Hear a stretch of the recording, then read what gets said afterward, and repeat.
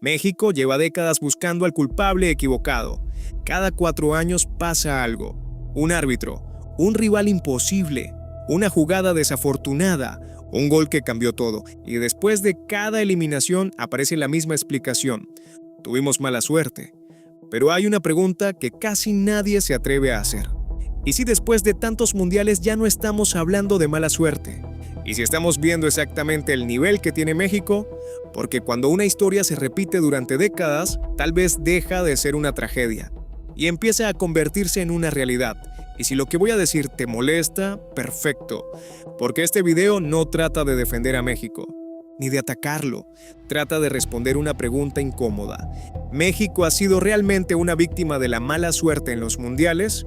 ¿O simplemente ha obtenido los resultados que corresponden a su verdadero nivel competitivo? Capítulo 1. La excusa que todos repiten. Hay algo fascinante que ocurre después de prácticamente cada eliminación mundialista. La derrota nunca termina con el partido. La derrota continúa durante semanas, en programas deportivos, en redes sociales, en entrevistas, en conversaciones entre aficionados, y casi siempre sucede lo mismo. La discusión gira alrededor de un momento específico, un detalle, un instante, un acontecimiento puntual. Porque es mucho más fácil señalar un momento que analizar un proceso. Es más fácil decir, todo cambió por aquella jugada, que preguntarse, ¿por qué México llegó a depender de esa jugada?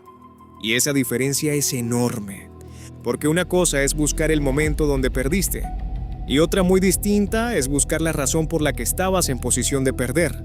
Piensa en cualquier eliminación dolorosa. Lo primero que suele sobrevivir en la memoria colectiva es una imagen. No un rendimiento completo, no un torneo entero, no una tendencia histórica, una imagen. Y las imágenes tienen algo muy poderoso. Son emocionales. Las emociones convencen más rápido que los análisis. Por eso la narrativa de la mala suerte funciona tan bien. Porque es intuitiva. Porque nos permite señalar algo concreto. Porque transforma un problema complejo en una explicación sencilla. Pero aquí aparece algo extraño. Si observamos distintas eliminaciones, las explicaciones son diferentes, los responsables son diferentes, las circunstancias son diferentes, y aún así el resultado final se parece demasiado. Y cuando los motivos cambian constantemente, pero la consecuencia permanece igual, tal vez el problema no está en los motivos, tal vez está en algo más profundo. Y aquí aparece una pregunta incómoda.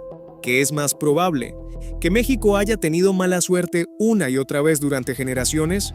¿O que existe una causa más estable que explique por qué la historia se repite? No respondas todavía, porque primero tenemos que entender la diferencia entre una coincidencia y un patrón. Capítulo 2. Cuando la coincidencia se convierte en patrón. La mala suerte existe. Sería absurdo negarlo. En el fútbol ocurren rebotes extraños, errores arbitrales, momentos inesperados, detalles que cambian partidos. Todo eso es real.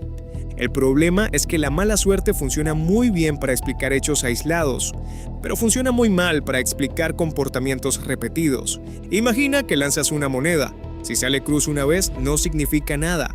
2 veces tampoco. 3 veces sigue siendo posible.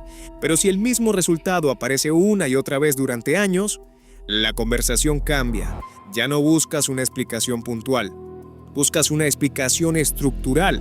Y eso es exactamente lo que ocurre cuando observamos la historia mundialista de México. Porque aquí hay algo importante.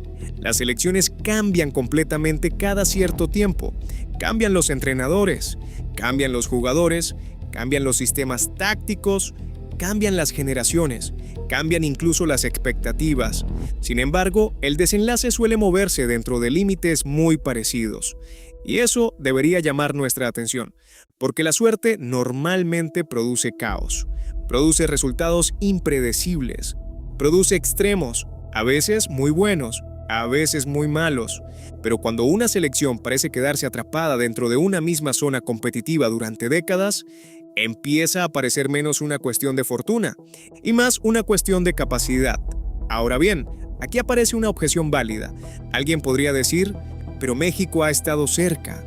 Y es cierto, muchas veces ha estado cerca. Pero esa respuesta abre una pregunta todavía más interesante.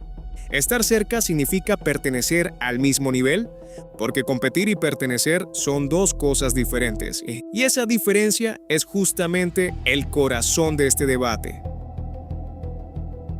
Capítulo 3. Competir no es lo mismo que pertenecer a la élite.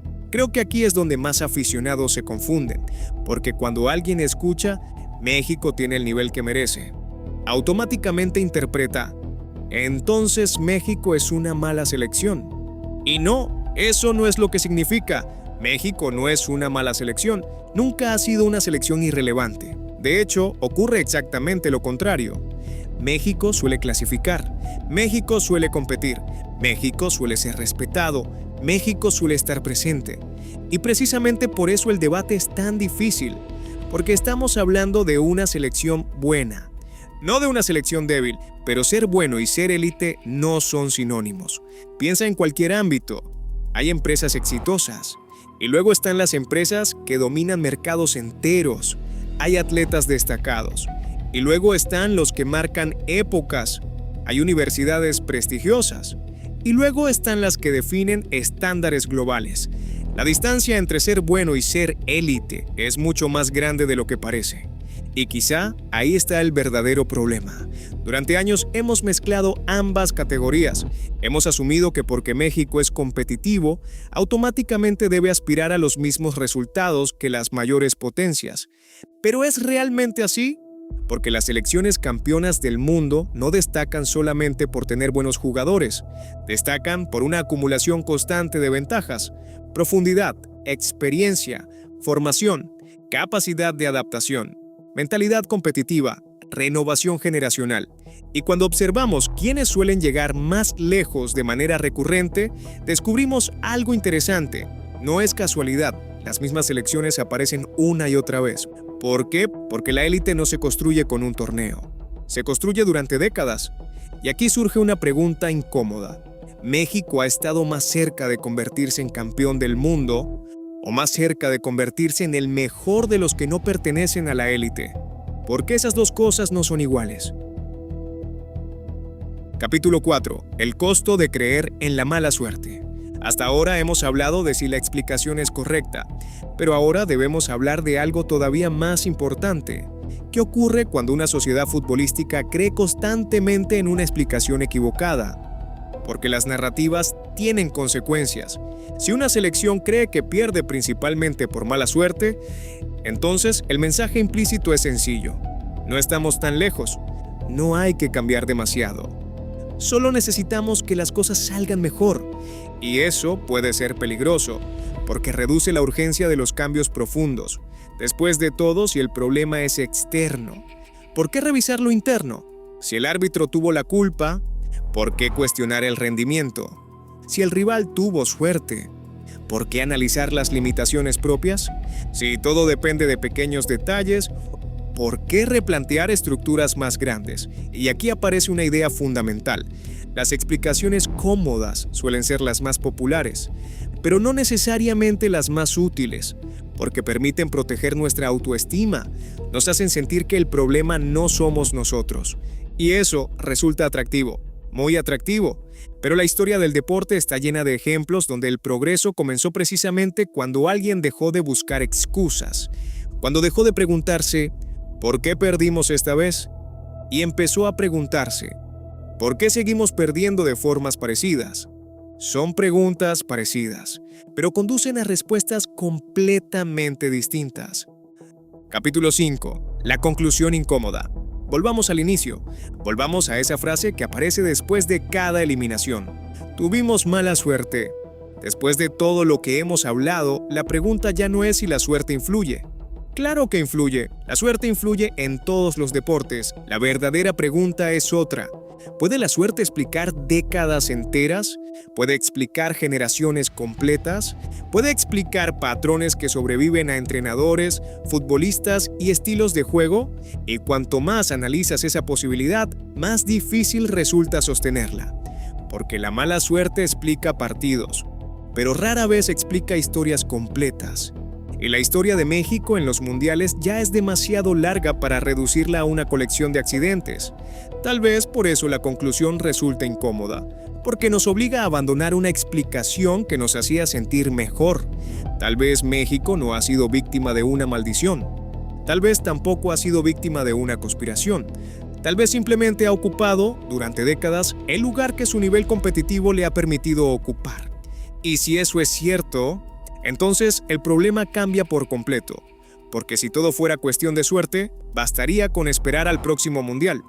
Pero si el problema es el nivel real de la selección, entonces no hay atajos, no hay excusas, no hay culpables externos.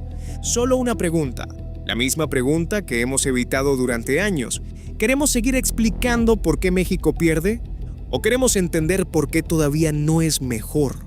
Porque quizá la verdadera mala suerte no ha sido quedar eliminado. Quizá la verdadera mala suerte ha sido no querer convencernos de que siempre hubo otra explicación,